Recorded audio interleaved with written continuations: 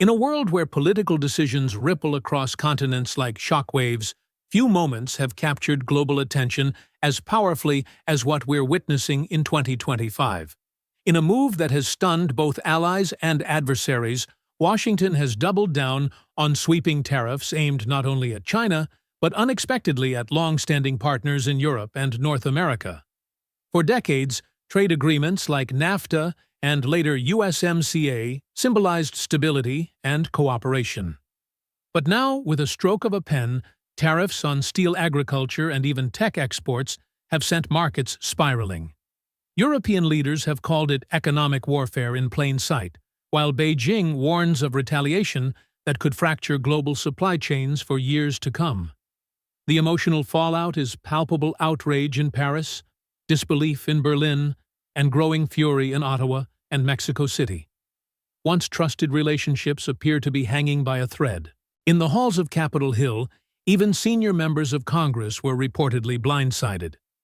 Senators from both parties called emergency hearings to question the administration's motives, fearing that escalating trade wars could ignite a recession. At the heart of the storm is the president himself, who in fiery press briefings insists that America has been robbed blind for decades and it's time to take back what's ours. These remarks have shocked diplomats and unsettled global markets, sending Wall Street into a nosedive. Overnight, the Dow dropped nearly 800 points, its steepest one-day fall since early 2020. Investors are bracing for what some analysts describe as the most volatile period in modern U.S. trade history. Global reaction has been fierce. European Union leaders convened an emergency summit, hinting at retaliatory tariffs on iconic American products ranging from tech hardware to agricultural goods.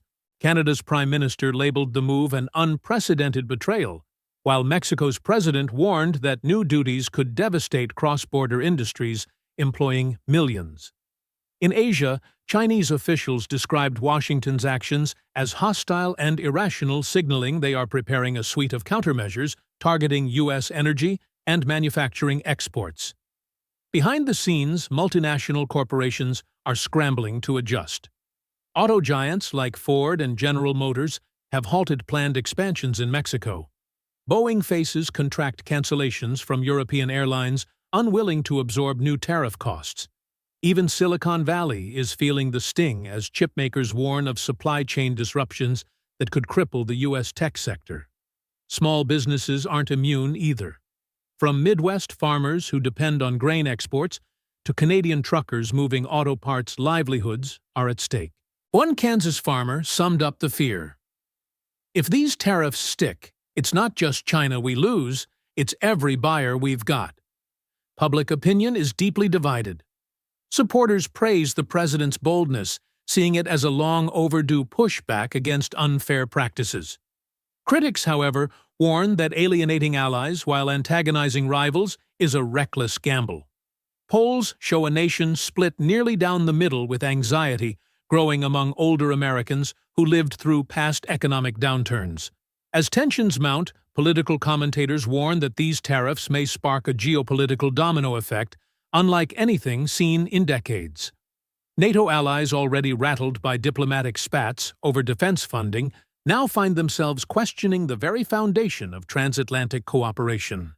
In Berlin, German Chancellor remarks that this is not just a trade dispute, but a fracture in Western unity.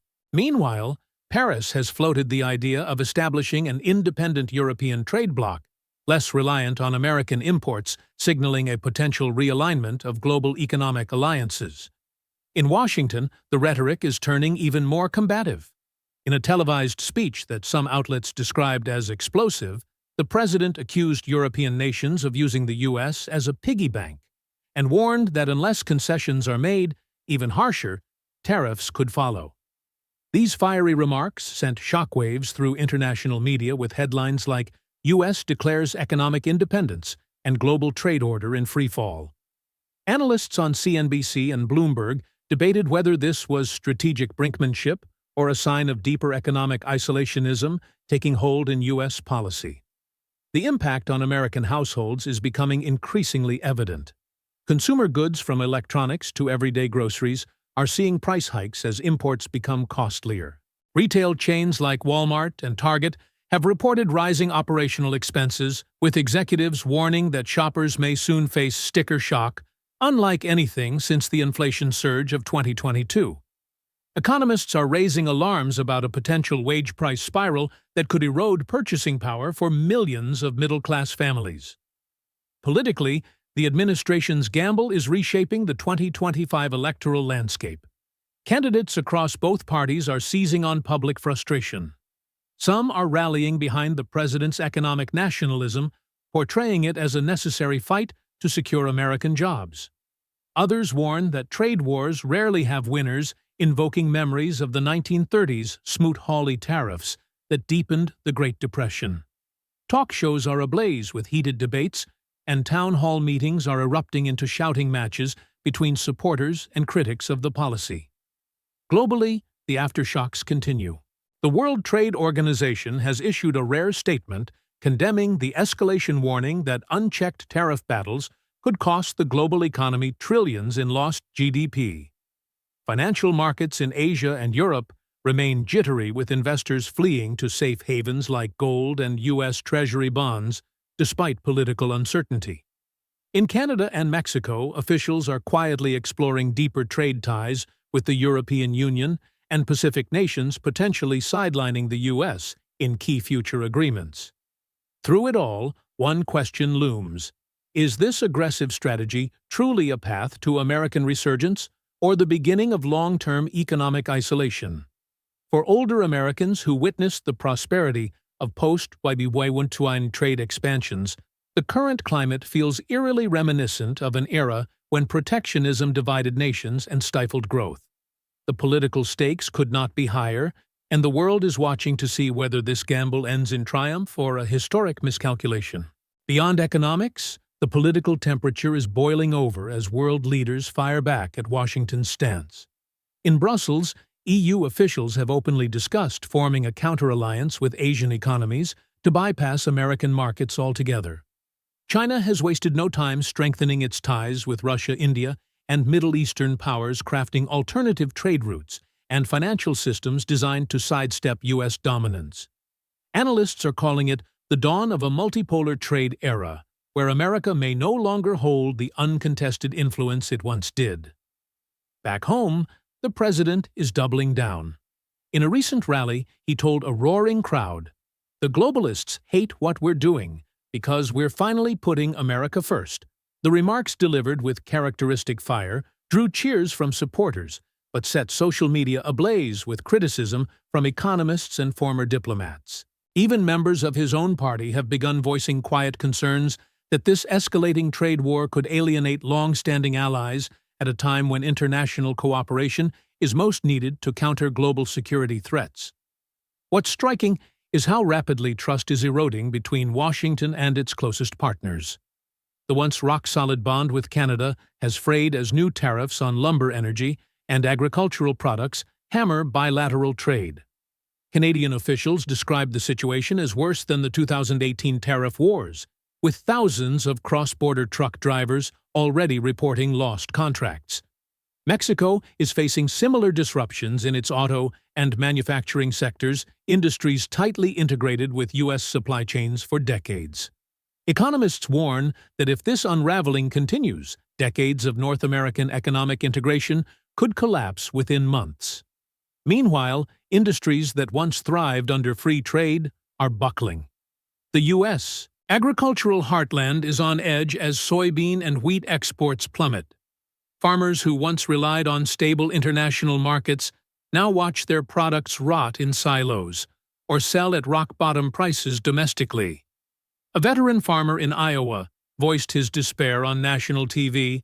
"We've survived droughts, floods, and recessions, but never this kind of political crossfire." The tech sector, often viewed as America's strongest competitive advantage, is also under siege. European regulators are tightening restrictions on U.S. digital services in response to tariffs, while Asian competitors gain market share in critical areas like semiconductors and green tech. Corporate leaders warn that this could set back innovation and economic growth for a generation. Against this backdrop, global political dynamics are shifting in unpredictable ways. Middle Eastern oil producers are negotiating long-term supply deals directly with China and India, bypassing traditional U.S.-centric pricing mechanisms. Southeast Asian nations, once heavily reliant on American defense and trade partnerships, are diversifying toward regional alliances. The geopolitical map is being redrawn in real time, with Washington's tariffs acting as the catalyst. This raises a profound question. Is America witnessing the rebirth of sovereign economic power? Or is it inadvertently accelerating a world where U.S. leadership becomes a relic of the past? The political firestorm shows no signs of cooling. In Washington, congressional hearings have turned explosive, with trade representatives grilled for hours on live television. Lawmakers demand answers as small business owners, farmers, and manufacturing executives testify about layoffs, bankruptcies, and the collapse of export markets. The chamber echoes with words like betrayal, reckless, and economic suicide. Some senators have even hinted at introducing bipartisan legislation to curb presidential powers on trade, a move unseen since the early Cold War era. At the same time, protests have erupted across major U.S. cities. From Chicago's stockyards to Texas' border towns, thousands of workers march under banners reading "Jobs Not Tariffs" and "Save Our Farms." Older Americans, many of whom remember the recessionary struggles of the 1970s and 80s, are voicing fears that history is repeating itself. In interviews, they recount past economic collapses, drawing unsettling parallels to today's escalating crisis. One retired steelworker from Pittsburgh summed it up: "We fought for these jobs decades ago. Now politicians are throwing them away in some trade gamble." Internationally, retaliation is striking back with precision. The European Union has targeted iconic U.S. products, Harley-Davidson motorcycles, bourbon whiskey, and Levi's jeans, hitting at the heart of American cultural exports. China has imposed steep duties on U.S. aircraft and energy shipments, while also restricting access to rare earth minerals critical for American tech and defense industries. These countermeasures are biting hard, deepening economic pain, and fueling political tensions. Financial markets remain on edge. Currency fluctuations are rattling investors as foreign governments diversify away from the U.S. dollar. Analysts warn that prolonged uncertainty could undermine the dollar's status as the world's reserve currency, a foundational pillar of American economic might for nearly a century. Major banks are preparing contingency plans for a future where global trade no longer revolves around Washington's decisions. Despite mounting pressure, the president remains defiant. In a nationally televised address, described by media outlets as combative and unapologetic, he declared, "We will not surrender our economy to foreign manipulation." Tariffs are not the problem, they are the solution. The message resonated strongly with his political base, but intensified fears among moderate and independent voters who are already grappling with rising costs and job insecurity.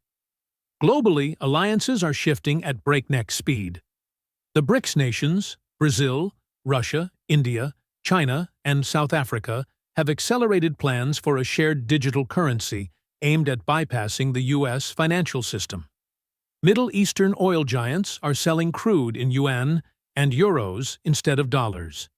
Even long-standing European allies are openly debating whether closer economic integration with Asia might be a safer long-term bet than relying on volatile U.S. policies. This is no longer just a trade dispute, it's a geopolitical transformation. The question facing Americans is no longer whether tariffs will hurt, but whether they will permanently alter the nation's place in the world order.